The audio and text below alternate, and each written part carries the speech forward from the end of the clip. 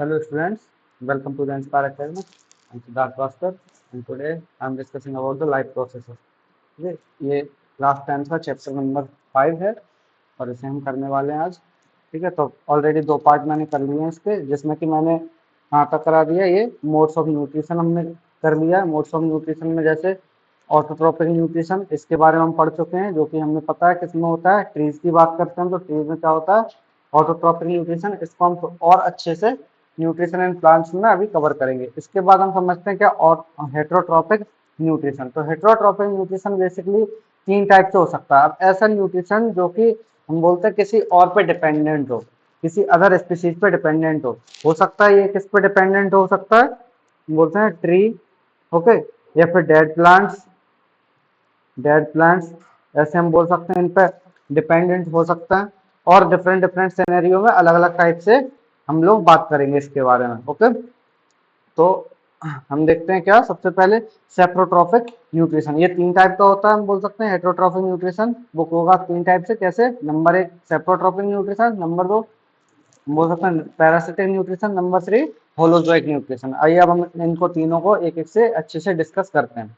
Okay, तो सबसे पहले हमारे पास सेप्रोट्रॉपिक न्यूट्रिशन। तो सेप्रोट्रॉपिक न्यूट्रिशन का मैं डेफिनेशन यहाँ लिखता हूँ। Saprotrophic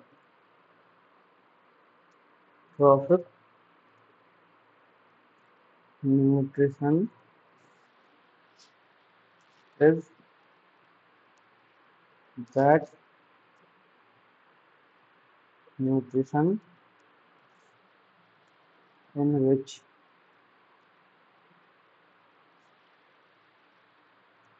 an organism obtain its food from decaying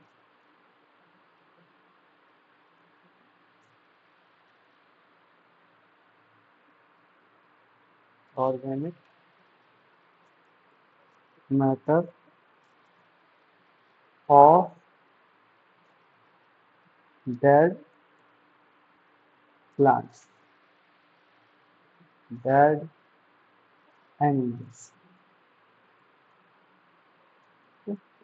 dead plants, dead animals, and rotten bread acid. तो हमें पता है क्या कि सेप्रोट्रॉपिक न्यूट्रिशन किसको बोलेंगे, जिसमें कि जो ऑर्गेनिज्म होगा, जो लिविंग ऑर्गेनिज्म होगा, वो किससे न्यूट्रिशन लेगा। हम बोल सकते हैं एक तो डेड प्लांट्स, डेड एनिमल्स, या फिर रॉटन ब्रेड, है ना, यहाँ से ये हम बोल सकते हैं न्यूट्रिशन लेगा। तो अब इस टाइप के न्यूट्रिशन के जो एग्जाम्पल्स हैं वो क्या क्या हो सकते हैं। फर्स्ट एग्जाम्पल हम बोल सकते हैं क्या, सबसे अच्छा एग्जाम्पल है मशरूम। ओके, मशरूम जो कि क्या है, हम बोल सकते हैं क्या है, फंगस। ओके, तो फंगस है, ये हम इसके एग्जाम्पल ले सकते हैं। तो मशरूम इसका एग्जाम्पल हो सकता है। और कोई और हम बताओ, अच्छा कोई एग्जाम्पल हम बोल सकते हैं क्या,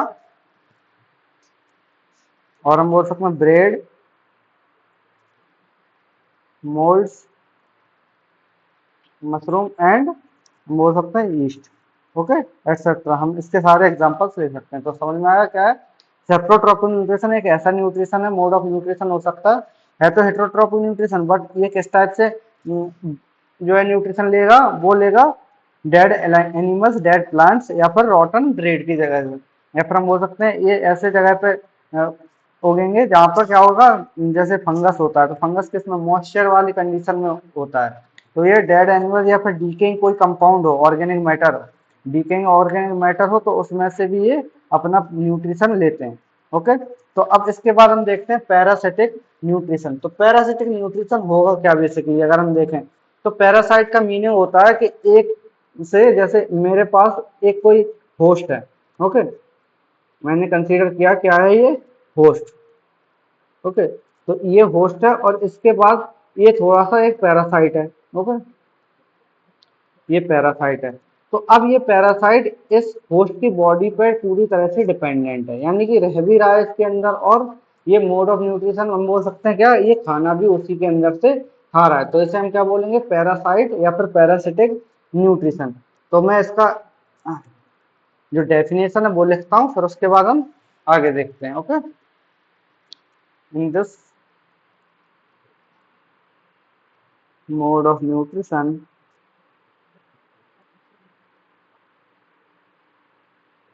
in this mode of nutrition, an organism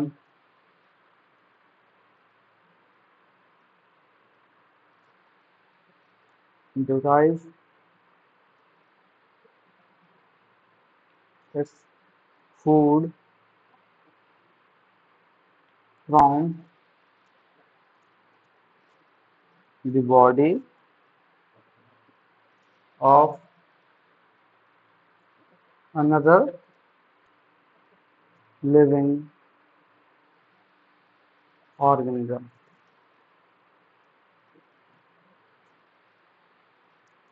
called its host, okay, without killing it, okay, without killing it। तो हम क्या बोल सकते हैं, पैरासिटिक जो न्यूट्रिशन होगा उसमें दो टाइप के जो ऑर्गेनिज्म होंगे वो पार्टिसिपेट करेंगे। पहला क्या होगा, एक होगा होस्ट, ठीक है, दूसरा हम क्या बोलेंगे, एक होगा पैरासाइट। जो पैरासाइट होगा उसे वो क्या करेगा, पैरासिटिक न्यूट्रिशन, और जो होस्ट होगा वो हो सकता है अदर टाइप के न्यूट्रिशन कर रहा हो, जैसे हेटेरोट्रोपिक भी कर सकता है, या फिर दूसरा टाइप हम बोल सकते हैं क्या कर सकता है वो, एक ऑटोट्रॉपिक न्यूट्रिशन भी कर सकता है। जैसे जो पैरासाइट है वो क्या हो सकता है, एक तरह से हम बोल सकते हैं प्लांट को भी अपना होस्ट बना सकता है और एनिमल को भी होस्ट बना सकता है। अब सेप्रोट्रॉपिक न्यूट्रिशन में भी तो यही हो रहा था, बट प्रॉब्लम क्या है इसमें, जो है वो डेड प्लांट्स की बात कर रहे थे हम, डेड प्लांट्स या डेड एनिमल्स जो भी हमने सेप्रोट्रॉपिक न्यूट्रिशन में बात करी, या फिर डीकेइंग ऑर्गेनिक मैटर से वो अपना न्यूट्रिशन ले रहा था। बट इस कंडीशन में क्या होगा, जो एनिमल है या फिर जो ऑर्गेनिज्म है वो लिविंग रहेगा, ओके, ये उसको मारेगा नहीं, ठीक है, और उसी में ये रहेगा, और साथ ही साथ ये पूरी तरह से न्यूट्रिशन भी उधर से ही लेगा। तो इसके हम एग्जांपल देखते हैं, क्या है, एक तो राउंड वॉर्म है, राउंड वॉर्म एग्जांपल हम बोल सकते हैं कि राउंड वॉर्म हो सकता है ना, ये उसको हम बोल सकते हैं कस्क्यूटा, कस्क्यूटा जिसका हम और एक नाम बोलते हैं अमरबेल। ओके, ये क्या है, प्लांट्स होता है जैसे, और हम दूसरा बोल सकते हैं फंगाई, फंगाई होते हैं बहुत सारे, बैक्टीरिया होते हैं जैसे, है ना, बैक्टीरिया क्या करते हैं हमारी, जैसे हम एग्जांपल ले सकते हैं, बैक्टीरिया अपनी जो इंटेस्टाइन में प्रेजेंट होती है, जो उसका नाम क्या होता है, इकोलाई, तो इसलिए मैं क्या लिख रहा हूँ, बैक्टीरिया। ओके, तो बैक्टीरिया भी हो सकते हैं, और 100% जो वायरस होंगे, तो वायरस क्या होंगे, पैरासिटिक मोड ऑफ न्यूट्रिशन ही हमेशा शो करते हैं, तो वायरस हो सकते हैं। तो ये सारे एग्जांपल्स हैं किसके, पैरासाइट, और या फिर हम बोल सकते हैं जो कि पैरासिटिक न्यूट्रिशन कर रहे हैं, जैसे राउंड वॉर्म हो गया, कस्क्यूटा हो गया, या फिर हम बोल सकते हैं अमरबेल, फंजाई, बैक्टीरिया एंड वायरस। अब क्वेश्चन आता है कि फंजाई क्या करते हैं, कि फंजाई ये सेप्रोट्रॉपिक न्यूट्रिशन भी कर रहे हैं, फंगाई हम बोल सकते हैं यहाँ पे फंगस, जैसे हम बोल बात कर रहे हैं, वहां पर क्या हो रहा है कि जैसे बहुत डिफरेंट डिफरेंट टाइप के फंगाई फंगस होते हैं, तो डिफरेंट टाइप के फंगस अलग अलग टाइप से मोड ऑफ न्यूट्रिशन शो कर सकते हैं। तो इसमें हम बोल सकते हैं सेप्रोट्रॉपिक न्यूट्रिशन भी हो सकता है फंगस में, और पैरासिटिक मोड ऑफ न्यूट्रिशन भी हो सकता है। ओके, अब इसके बाद हमारे पास एक और है होलोजोइक न्यूट्रिशन। तो होलोजोइक न्यूट्रिशन की मैं एक बार डेफिनेशन लिख देता हूँ, फिर उसके बाद हम इसको समझते हैं। Okay, the holozoic holozoic nutrition is that nutrition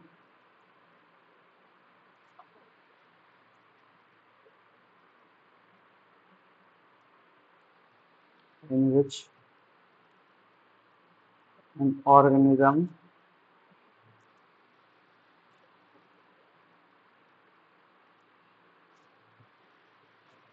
take the complex organic food material into its body by the process of ingestion. Okay? The ingested food is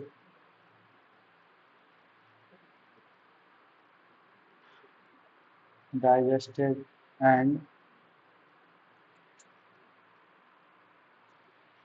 then absorbed into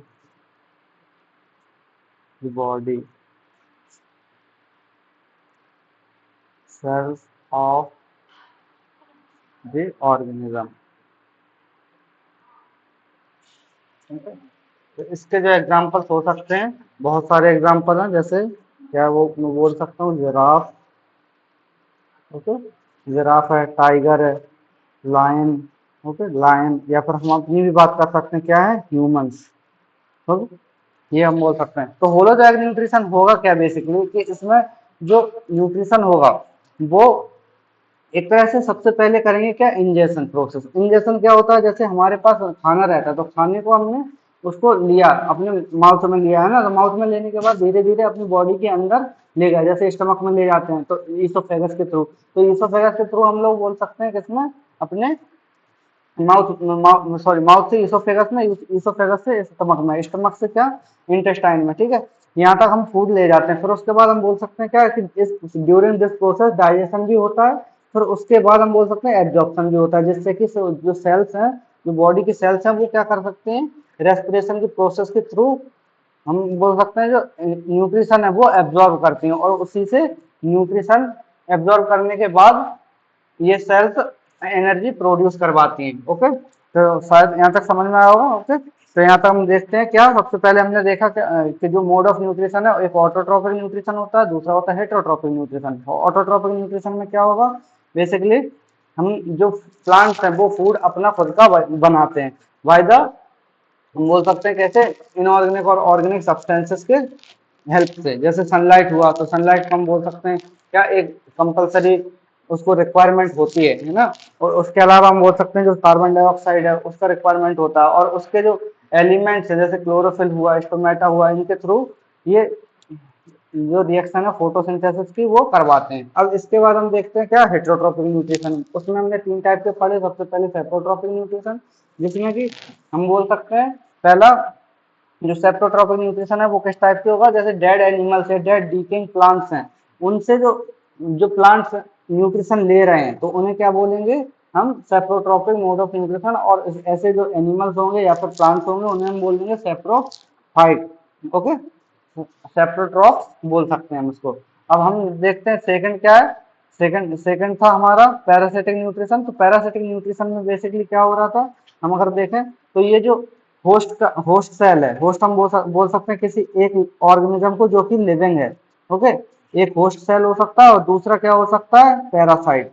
तो जब पैरासाइट है तो parasite क्या करेगा, इसकी body के अंदर रह रहा होगा ये, और यहीं से मोड ऑफ न्यूट्रिशन कर रहा होगा। और दूसरी चीज हम बोल सकते हैं क्या, यहीं पे ये इसने अपना घर बनाया होगा, तो इसे हम बोल सकते हैं parasitic mode of nutrition. Okay, तो पैरासिटिक मोड ऑफ न्यूट्रिशन समझ में आया, और सेप्रोट्रॉपिक मोड ऑफ न्यूट्रिशन समझ में आएगा। इसके बाद हम देखते हैं थर्ड थर्ड क्या था, होलोजैग न्यूट्रिशन। जैसे हम लोग हैं, हम अपनी बात करते हैं, या फिर जिराफ है, टाइगर टाइगर है, या लायन है, तो इनके पास में क्या होता है, पूरा एक डाइजेस्टिव सिस्टम होता है, डाइजेस्टिव सिस्टम होता है, प्लस एब्जॉर्प्शन सिस्टम होता है, और रेस्पिरेटरी सिस्टम होता है। तो इनकी जब हेल्प से क्या करते हैं, इंजेक्शन की प्रोसेस करते हैं। इंजेक्शन मतलब फूड को निगलना, पहले हम लोग जो खाना है उसको निगलते हैं, फिर उसके बाद हम डाइजेस्ट करते हैं। डाइजेस्ट करने के बाद एब्जॉर्ब करेंगे, बॉडी एब्जॉर्ब करेगी, तो हम बोल सकते हैं न्यूट्रिशन को एब्जॉर्ब करके उसकी एनर्जी हमने एब्जॉर्ब कर ली, है ना। तो इस टाइप से हम बोल सकते हैं तीन टाइप के जो मोड ऑफ न्यूट्रिशन है हेटेरोट्रॉपिक मोड ऑफ न्यूट्रिशन में। अब हम इसके बाद देखते हैं क्या, न्यूट्रिशन इन प्लांट्स। अब हमें जैसे कि पता है कि nutrition in plants different different scenario में डिफरेंट डिफरेंट टाइप से हो सकता है। कैसे, सबसे पहले तो हम बोल सकते हैं क्या, ऑटोट्रॉपिक। ओके, ऑटोट्रॉपिक न्यूट्रिशन सबसे ज्यादा इंपॉर्टेंट है, ठीक है। तो ऑटोट्रॉपिक मोड ऑफ न्यूट्रिशन होता है हमें पता प्लांट्स में। तो ये कैसे होता है autotrophic mode of nutrition? Basically हम इसको एक डायग्राम के थ्रू समझते हैं, ओके। तो डायग्राम कैसे, यहाँ पे मैंने ये बनाया, ये हमारा प्लांट है छोटा सा, ठीक है। ये छोटा सा प्लांट जिसमें कि ये रूट्स हैं, इसकी बहुत सारी रूट्स हैं। इसके अलावा इसके पास जो है वो स्टेम में लीव्स लगी हुई हैं,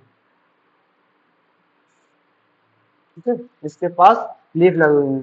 तो हम बोल सकते हैं इसके पास क्या होगा, सनलाइट आएगी, सनलाइट इस पर आएगी।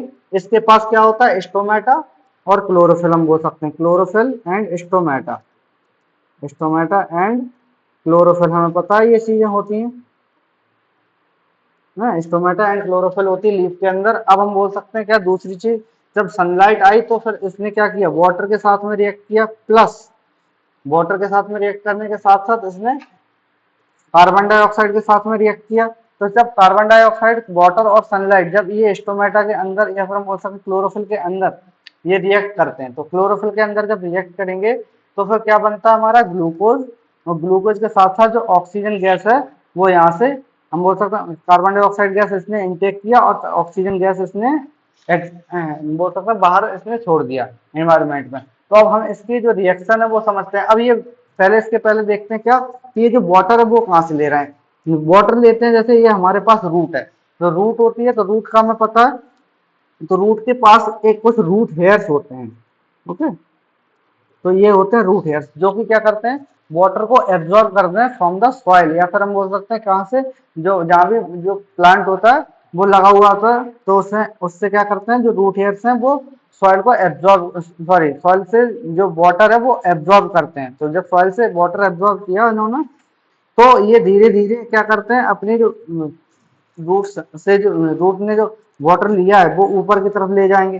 तो ऊपर की तरफ ले जाने के बाद ये अपना ऐसे ऊपर और भी ऊपर ले जाएंगे और इसको वाटर देंगे, है ना। तो अब हम समझते हैं इसकी जो रिएक्शन होगी ओवरऑल क्या होगी, मीन्स इस प्रोसेस को हम क्या बोलते हैं, पहले फोटोसिंथेसिस, फोटोसिंथेसिस रिएक्शन। और इसके बाद हम इसकी रिएक्शन को लिखते हैं, क्या होगा, 6CO2 plus 6H2O plus sunlight. अब ये किसकी प्रेजेंस में कर रहा है, क्लोरोफिल, क्लोरोफिल, ओके।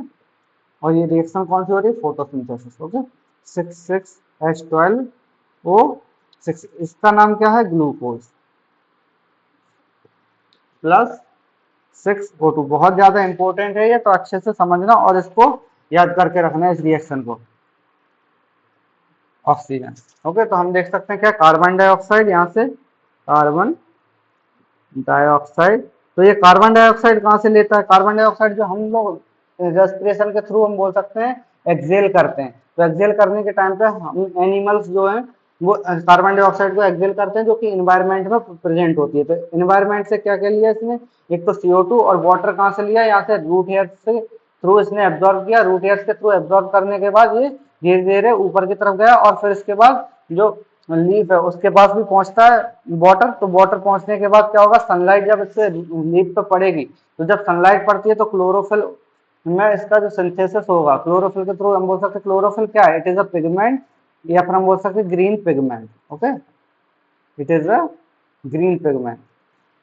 ये सारी चीजें इसके लिए बिल्कुल एसेंशियल होती हैं। तो ये जो प्रोसेस है, तो हम बोल सकते हैं ये फोटोसिंथेसिस रिएक्शन इस टाइप से होती है। अब हम देखते हैं नेक्स्ट कि जो फूड बन तो गया हमारा, जैसे ग्लूकोज है, ग्लूकोज बन तो गया। अब हम एक लाइन देखते हैं यहाँ पे, एक इंपॉर्टेंट जो चीज है वो हम बोल सकते हैं क्या, the extra extra glucose is change into another food, okay, called starch. This starch is stored in the leaves of the plants या प्लांट। ठीक है, तो हम इसके लिए जैसे हमने एक्स्ट्रा जो ग्लूकोज फॉर्म होगा, तो एक्स्ट्रा ग्लूकोज फॉर्म होने के बाद हम बोलते हैं कि एक तरह से स्टोर करके भी तो रखना है इसको, रिक्वायरमेंट है स्टोर करके रखने की, तो जब रिक्वायरमेंट है तो इसके लिए ये जो ग्लूकोज है वो एक तरह से मल्टी सेलुलर या मल्टी या फिर पॉलीमर जो हम बोलते हैं, है ना, पॉलीमर या पॉलीसैकेराइड, तो ये क्या है हमारा मोनोसैकेराइड ग्लूकोज, जैसे हम क्या बोल सकते हैं, और मोनोसैकेराइड। ओके, मोनोसैकेराइड, या फिर हम बोल सकते हैं क्या, सिंपल शुगर या बोल सकते हैं। ठीक है, तो ग्लूकोज ग्लूकोज क्या है, मोनोसैकेराइड, और स्टार्च क्या है, पॉलीसैकेराइड, है ना। तो ये जब पॉलीसैकेराइड में कन्वर्ट हो जाता है, या फिर हम बोल सकते हैं स्टार्च में कन्वर्ट हो जाता है, तो स्टार्च में कन्वर्ट होने के बाद प्लांट में जो लीव्स होती हैं उसी में ये स्टोर होके रख जाता है, जिससे कि जब प्लांट को रिक्वायरमेंट हो, जब फोटोसिंथेसिस रिएक्शन जैसे विंटर के टाइम पे बहुत कम हो पाती है फोटोसिंथेसिस रिएक्शन, या फिर नाइट के टाइम पे बहुत कम फोटोसिंथेसिस रिएक्शन हो पाती है, या फिर होती ही नहीं है नाइट के टाइम पे, तो है ना, तो हम इस टाइप से बोल सकते हैं उस टाइम पे जब रिक्वायरमेंट होती है फूड लेने की, मतलब प्लांट्स को जब उस टाइम पे रिक्वायरमेंट होती है, तो ये जो स्टोर्ड फूड है वो सारे जो पार्ट्स हैं, या फिर हम जो बोल सकते हैं बॉडी पार्ट्स है प्लांट के, उनमें पहुंचाया जाता है। ठीक है, तो हम समझ सकते हैं इसको। अब इसके बाद जो हम बोल सकते हैं क्या, कि कुछ कंडीशंस हैं, जो कंडीशंस क्या है, conditions necessary for photosynthesis. Okay, तो कंडीशन क्या क्या है, सबसे पहली कंडीशन हमारे पास किसका प्रेजेंस होना चाहिए, सनलाइट। इसीलिए तो हम देखते हैं कि जो विंटर्स में हम बोल सकते हैं, विंटर्स में क्या हो जाता है कि सनलाइट कम होती है, तो सनलाइट कम होने की वजह से वो जो फोटोसिंथेसिस की रिएक्शन है वो कम हो जाती है। ठीक है, अब इसके बाद है क्या, क्लोरोफिल। अब क्लोरोफिल तो हमें पता है कहाँ पे प्रेजेंट होता है, बोल सकते हैं ग्रीन लीव्स में, या फिर हम बोल सकते हैं जो ग्रीन पिगमेंट है, जो लीफ का कलर है वो इसी के प्रेजेंस की वजह से ग्रीन होता है, क्लोरोफिल। ओके, इसके बाद हम देखते हैं क्या, carbon dioxide, carbon dioxide plus water. Okay, ये चार जो चीजें हैं, है ना, जो चार चीजें हैं ये बिल्कुल एसेंशियल है, या फिर हम बोल सकते हैं जो नेसेसरी है फोटोसिंथेसिस रिएक्शन को करवाने के लिए। अब इस इनके जो एक्सपेरिमेंट्स हैं, मीन्स हम कैसे समझ सकते हैं कि जो सनलाइट है वो कैसे रिक्वायर होगी, और ये क्लोरोफिल का कैसे क्या इंपॉर्टेंट है, और कैसे हम इसको इलेबरेट कर सकते हैं, कैसे हम एक्सपेरिमेंटली समझ सकते हैं कि क्लोरोफिल कैसे रिक्वायर्ड है इस कंडीशन में, और इसके अलावा कार्बन डाइऑक्साइड कैसे किस टाइप से रोल प्ले कर रहा है, या फिर वाटर किस टाइप से रोल प्ले कर रहा है, ये सारी चीजें हम नेक्स्ट क्लास में करेंगे। ओके, तो हम बोल सकते हैं जो सनलाइट है, क्लोरोफिल, कार्बन डाइऑक्साइड और वाटर, ये किस टाइप से हम एक्सपेरिमेंटली डिफाइन करेंगे, फोटोसिंथेसिस रिएक्शन में पार्टिसिपेट करते हैं। ओके, आई होप यहाँ तक समझ में आया होगा। इसके बाद नेक्स्ट क्लास में कंटिन्यू करेंगे यहाँ से। ओके, तो थैंक्स फॉर वॉचिंग।